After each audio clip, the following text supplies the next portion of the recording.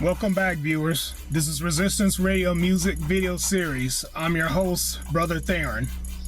As always, I want to give glory and honor and worship and praise to the Most High Yahweh. I also want to honor and praise and recognize His Son, Yahweh Shai, who died on the cross for my sins. This is part 2 of our video series, The Problem With and the Solution for the Modern Man. This is part 2. We're going to concentrate on the solutions for the modern man. Most of what I'm saying applies to me too. I haven't arrived, but I'm still a work in progress. The things that I'm telling you that would work as solutions for modern men is also solutions for myself. So as always, I'm both the teacher and the student. I'm going to challenge every man that's watching this video to think outside of the box. All men, put aside your personal feelings. Put aside religious beliefs.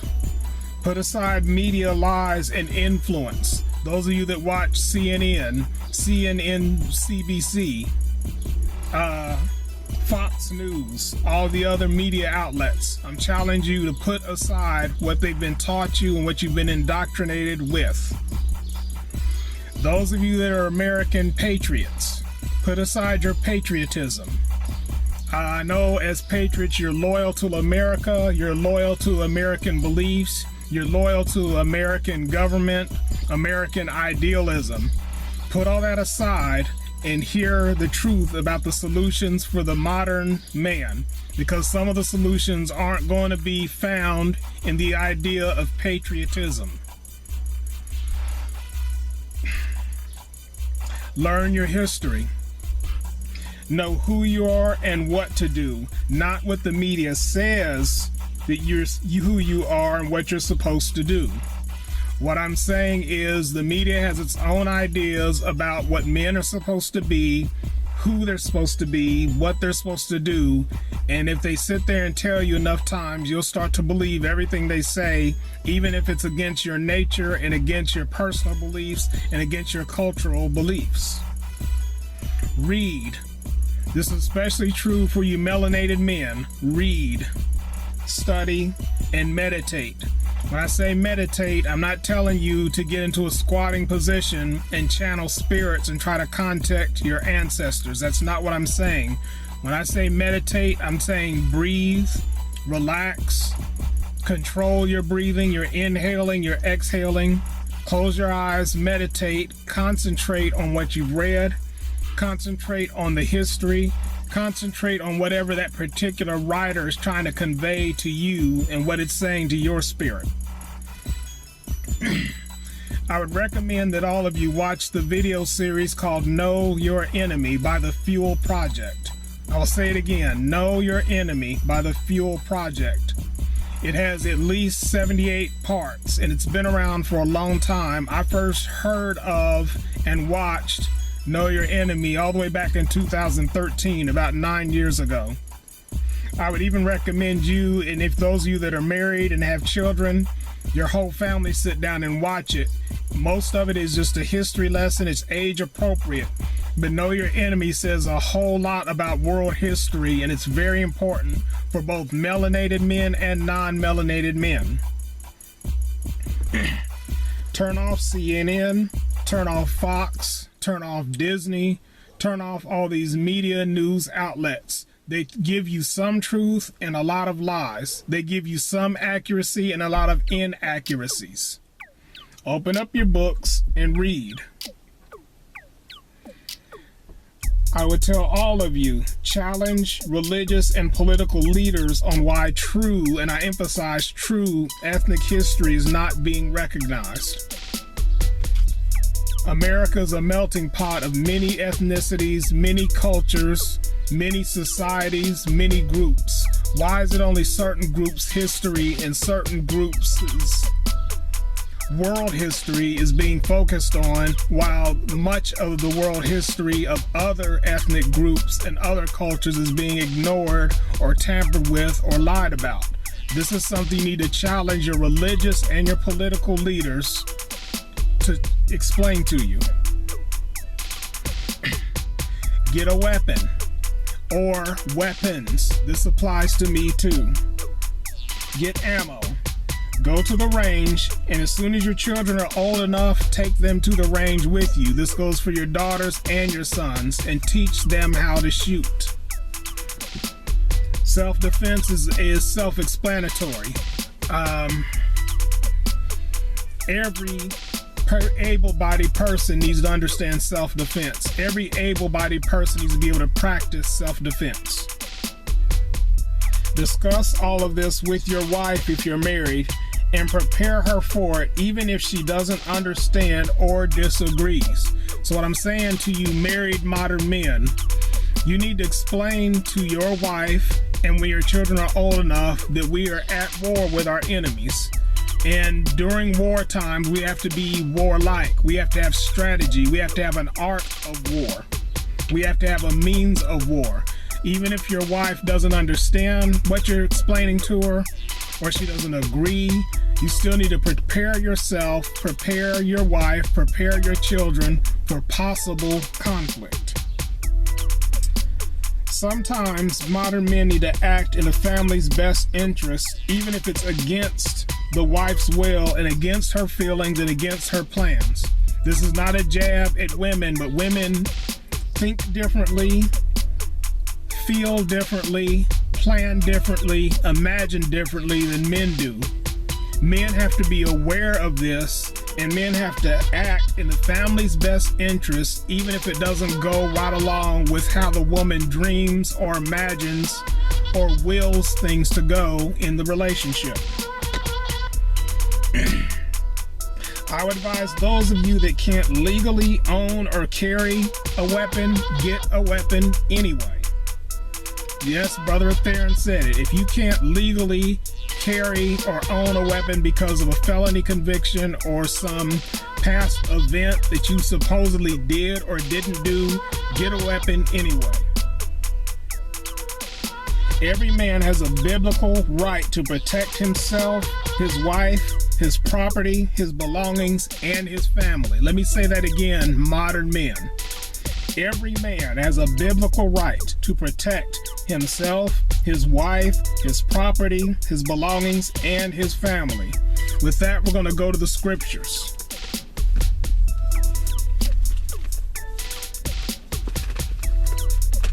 We're going to go to Luke chapter 22.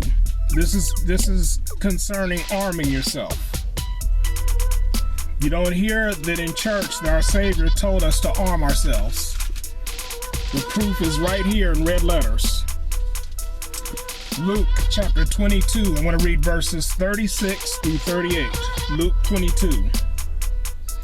Then said he unto them, this is Yahushua speaking, but now he that hath a purse, let him take it, and likewise his scrip. And he that hath no sword, let him sell his garment and buy one. For I say unto you that this that is written must yet be accomplished in me. And he was reckoned among the transgressors, for the things concerning me have an end. And they said, Lord, behold, here are 2 swords. And he said unto them, it is enough.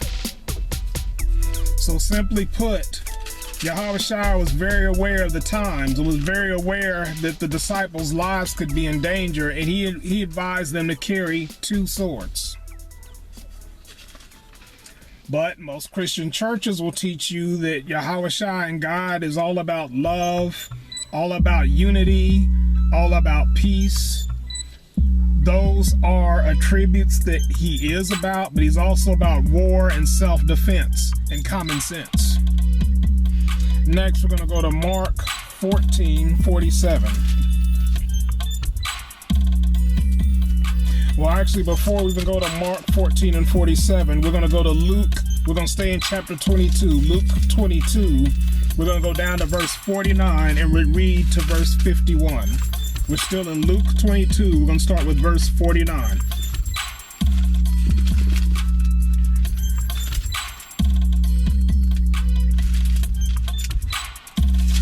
Luke 22:49.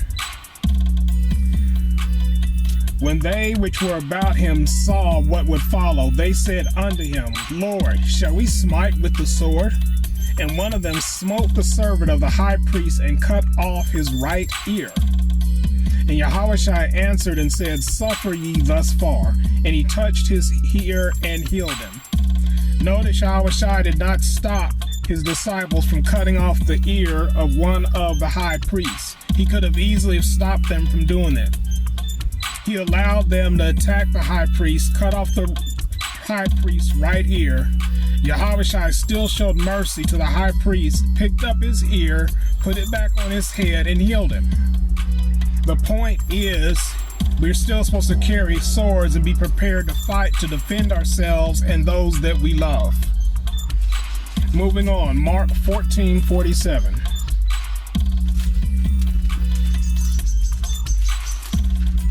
Mark 14:47. And again, this is the same account. This is when they were coming to arrest Yahushua. And one of them that stood by drew a sword and smote a servant of the high priest and cut off his ear. So I have to make a correction. In the scripture, it says it was a servant of the high priest. Let me make that clear and accurate. The point is, we are supposed to arm ourselves, and all of us modern men have a biblical right to arm ourselves. A little bit about American history and landowners. It was a very common thing during the time of the forming of the territories, the forming of the states, for landowners to have a shotgun or some type of weapon to protect their property, their belongings, their livestock, their ranch, farm, family, whatever. You have a legal right to protect yourself. So back to the point, get a weapon or weapons. Understand there's a difference between something being legal and something being lawful. Legal is based on man's interpretation of his own laws. Lawful is that which the Lord and the creator of the universe says is lawful. So if something is lawful, that means the creator of the universe approves of it, wrote it, and appointed it as being law. If something is legal, that means that the people that have conquered other lands, the people that have gone out and raped and killed and stealed and destroyed, set up their own laws and call it laws, but it's actually legalism. That's where the term legal comes from. Legal is similar to lawful, but it's not the same thing. Legal is man's laws, lawful is the Most High's laws. Another solution for the modern man. Excuse me. Save every penny. Let me repeat, save every penny. Fast from hobbies, dates, fast food, subscriptions, memberships, churches, toys, collectibles. Limit and consolidate traveling and trips. Let me explain all that. If you got a subscription to something that you're not going to use and need, cancel your subscription and remove your banking information. If you got a membership for something that you're not using every day, a membership for something you and your family aren't benefiting from, cancel the membership and remove your banking information. Limit and consolidate traveling and trips. If you're leaving out on a particular day, decide where you're going. Decide the best way to make a circle. If you have to go north, then west, then south, then you need to start out south, go west, then go north. Or start out north and go west and go south. Don't zigzag, because you're adding miles to your vehicle, you're tearing up your car, you're making it take longer, you're burning up more gas, and we all know how expensive gas is getting. Consolidate your trips, go everywhere you need to go on a particular day, and come home. Make a circle and come home. That way you're saving a little gas, putting a little more life in your car, and not using up more resources than you need. Consolidate your trips. Avoid materialistic women. This is self-explanatory. Modern men, I don't care how good she looks, how good she smells, how good she sounds, how nice she dresses. If she's trying to spend money and have money spent on her, leave her alone. I've talked about this in other videos. Avoid materialistic women. For that matter, if you're hanging out with the guys, avoid materialistic men that like to spend a lot of money. Men, modern men. This goes for melanated men, non-melanated men. Stay on top of your accounts. If you can't stay on top of your accounts, appoint someone trustworthy and consistent to do your account for you. Teach your sons and your daughters to save, especially your sons, because if the Lord tarries, your sons are going to grow up and be men. Men need to know how to manage money or have someone trustworthy to manage money for them. So save every penny. Stop spending so much. Cut back on the fast food. Cut back on the junk food. Cut back on the soda. Cut back on the liquor. Cut back on the weed. Notice I didn't say stop any of those things. I said cut back on them. Fathers, if you have daughters, this goes for all modern men that have daughters. Discipline, but do not spoil your daughters. I will repeat that. Fathers of daughters, discipline, but do not spoil your daughters. Your daughter should fear the consequences of disobeying her father even more so than disobeying her mother. Modern men, you need to understand something about your daughters. Your daughters need to have a natural fear of you and what can happen to her if she disobeys you. Prep her to become a virgin bride for her one husband. Let me repeat that also so you understand. Fathers that have daughters, prep her to become a virgin bride for her one husband. Once your daughter is old enough to start fooling around and she decides to fool around, she's lost a lot of her value to a lot of men, and it's going to be very hard for you as a father to do your duty and marry her off to one husband when she's already been a wife to several men. I have to explain the difference between a wife and a bride. Fathers, you're supposed to teach your daughters the difference between a wife and a bride. Any woman that gets married can be a wife, regardless of her history or lack thereof. Not all women can be a bride. A bride is something that a woman can be one time while she's a virgin, and once she marries her husband, they consummate. She's no longer a virgin bride, she's a wife. She's a married bride. So what I'm saying is, men, raise your daughters to be brides. Teach your daughters to be brides. If you teach them to just be a wife and you don't explain the concept of bride to her, she's going to probably go out there and make some mistakes. Bride, the root word of bride is the same root word for bridal. Bridal means to be controlled. This is not an offense to women. Women are supposed to control themselves. Young ladies are supposed to control themselves. Men, you're supposed to teach your daughters to control themselves. That's what a bride is. Raise your daughter to be a bride and not a wife. Men, treat your wife how you would want your future son-in-law to treat your daughter. So use your imagination. The same way you want your future son-in-law to always treat your jewel, your daughter, is how you should treat your wife, even when your wife gets older. Dress her appropriately and pay the bill. What I mean by pay the bill, I've explained this in another video. Men, if you want your daughters to cover up and dress properly, you need to go to whichever appropriate clothes store, buy her the appropriate clothes, and help her put them on and help her wear them, or have your wife help her put them on and wear them. You have to pay the bill. So if you're spending another $243, spend $243 so that you can dress your daughter appropriately. She's your daughter, and other men should be looking at her with the respect that they would of her as your daughter.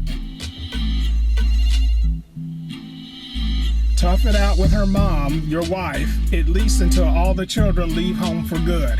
So regardless of what kind of fights you're having with the mother, with the wife, figure out a way to stay with her and tough it out at least until you've married off your daughters and your sons have gone off and become men themselves and have left home. Tough it out with her, man up, deal with all those problems that are going to come along with being married.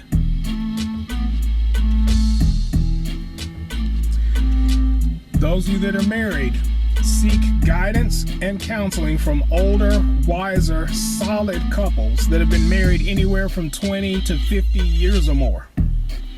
Put aside your pride and ego.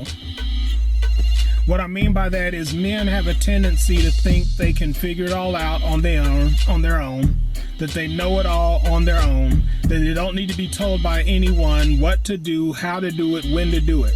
What I'm telling you men that are married, modern married men, you need an older couple, much older than yourselves, much older than you and your wife, that have been married much longer than you and your wife have. There's been more experiences much longer than you and your wife have. They will be able to give you wisdom and wise counseling and guidance. You and your wife need to go to someone like that. Someone that's been married since 30, 40 years ago. Go to them for counseling, seek them out, put aside your pride and ego and listen to what they have to say.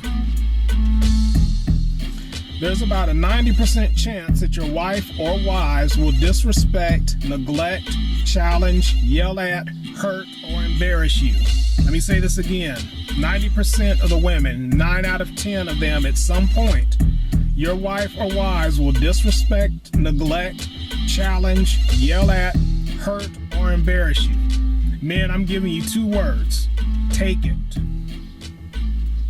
Let that sink in. Take it, accept it, roll with the punches, and keep it moving. Now, ladies that are watching, I'm not advocating for you to disrespect, yell at, embarrass, or hurt your husband. I'm not telling you to do that. What I'm telling the men is when this happens, before you jump up and leave her and abandon your family, take it and accept it. Figure out what the real problem is and get it solved and stay married. On the side note, men, develop a strategy to take care of yourself while taking care of the wife in the marriage. She will respect you more for this. So what I'm saying, men, is she needs to see that not only are you able to take care of her, but that in the process, you're taking care of yourself and you're becoming a better man. She's going to respect you more for that than if you take care of your children and her and don't take care of yourself. If you let yourself go and your ambitions and dreams and goals go, she's actually going to respect you less because you're not taking proper care of yourself. Modern men, take proper care of yourself while taking care of your wife and children in your home. Communicate with her and have a sincere, honest, open, honest talk about the purpose of polygyny. You and your wife need to talk about this. Why? You have to understand when the Lord allowed polygyny into the Hebrew Israelite culture, the purpose of polygyny is really to help and benefit the wife, not the husband. The husband is just going to have to work harder with 2 wives than he is with 1 wife. The husband's going to have to work harder with 2 sets of children than he is going to have to work with 1 set of children. The whole purpose of having a sister wife is to help you, ladies that are watching, because you're going to have to cook, clean, shop, do laundry, take care of your man's personal needs, take care of your own personal needs, watch over the kids. You're going to have to do all of this, and I have never met a single woman that can do all of this by herself successfully. Every woman I've ever been with for any length of time at some point complained about not having enough help. Every last one of them. I'm not telling you to be nasty. I'm not telling you to sin. I'm not telling you to fornicate. I'm telling you to have an open, honest, sincere talk about the purpose of polygyny according to the scriptures. First, you have to know the scriptures. So, what I'm saying is, if she's not in agreement with it, then y'all find another way that's going to work for both of you. Notice I said both of you. As a couple, y'all both have to find out a way and means to make the marriage work for both of you. Not just the husband, not just the wife. Any marriage that's working for the husband and not working for the wife is in trouble. Any marriage that's working for the wife and not working for the husband is in trouble. So if you have to take on a second wife to serve, to assist in the first marriage as a sister wife to the first wife, do so, but do it according to the scriptures, laws, statutes, and commandments spelled out in scripture.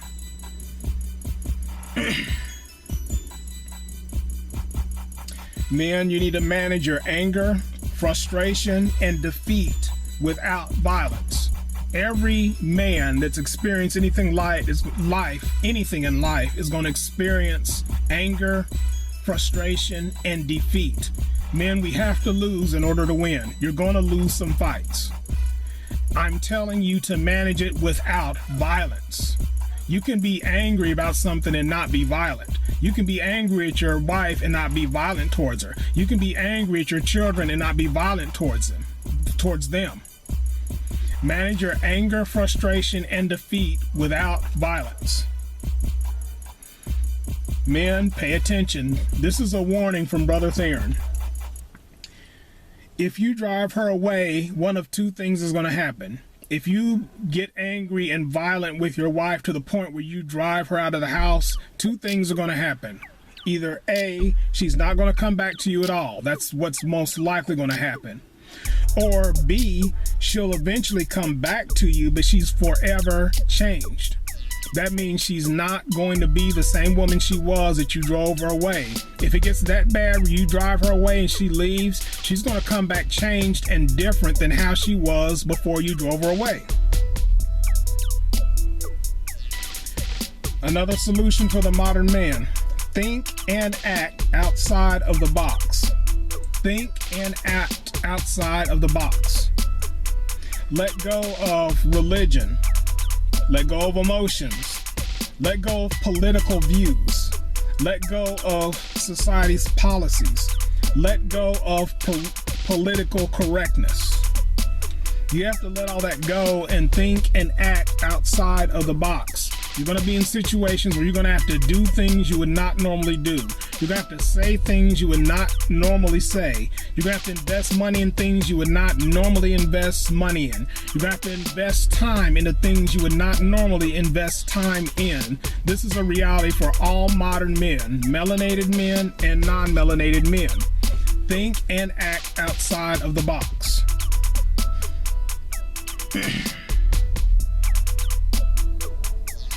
The other things you're going to have to let go when you think outside the box. Put aside reputation. Put aside prestige. Put aside fear of the unknown. That's something men struggle with, is fear of the unknown. You're going to have to put that all aside, think outside of the box, and be ready to confront the unknown, whatever the unknown might be.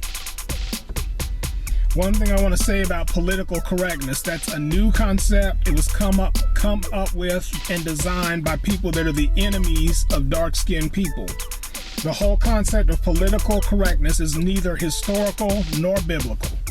You're not going to find the concept of political correctness in history. You're not going to find the concept of politically correct anywhere in the scriptures. You're not going to find the concept of politically correct anywhere in Hebrew, Israelite, dark-skinned, or African history. It's a new concept. It's an idea. It's something man dreamed up to benefit a certain group of people, but not people as a whole. All modern men, pay attention. Sacrifice, suffer, and do what must be done as soon as possible. I'll repeat that again.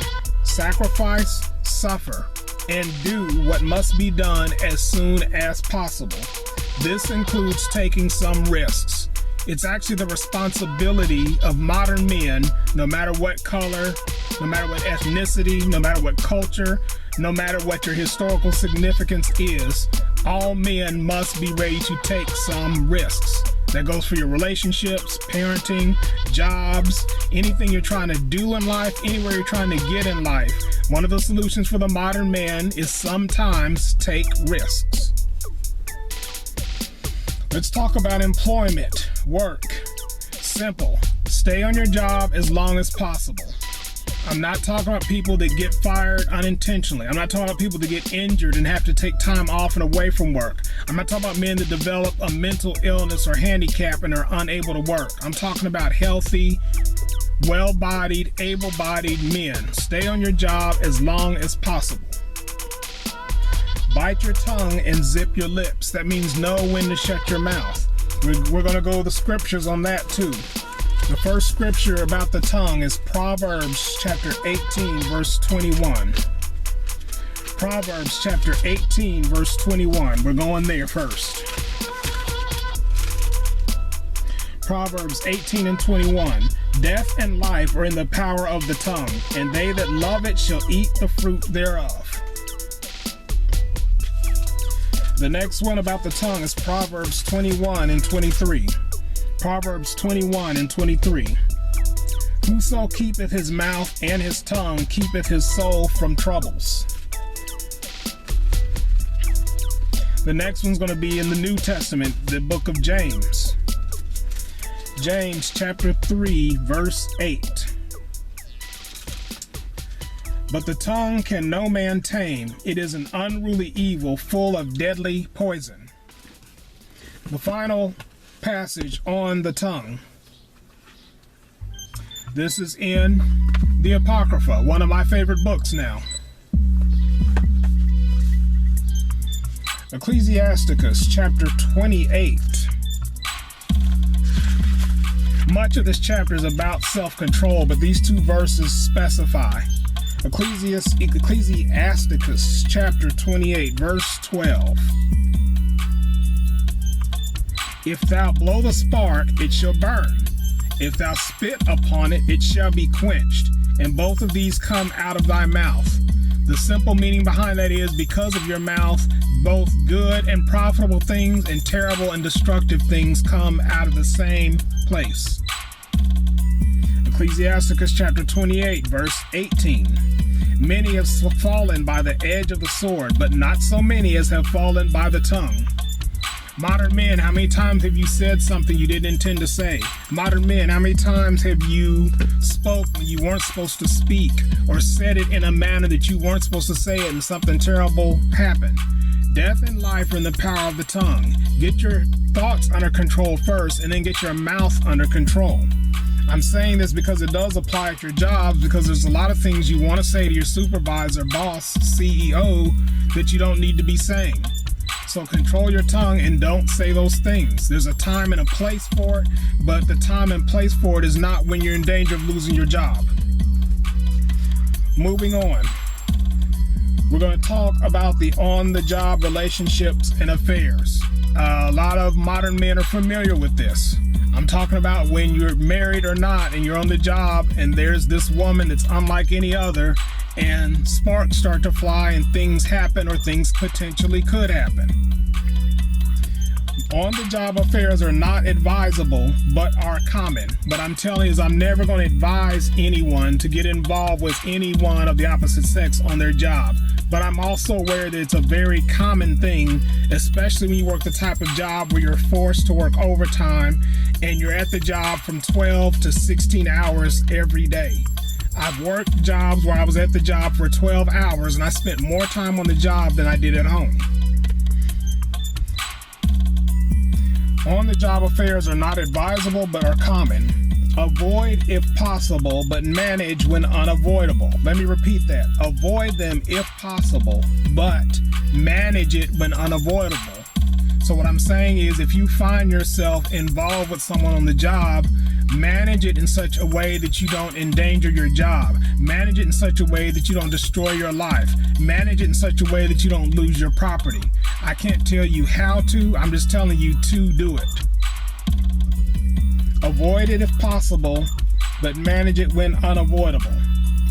On a side note, on the last video, I had mentioned that I was going to give you scriptures concerning child support and that it's unbiblical and unscriptural. Child support is the same thing as usury. Usury is unbiblical and unscriptural. Scripture talks about it, but not in a positive light or not as it being a good thing. Those three scriptures, read them yourself. Ezekiel 18:8 talks about usury.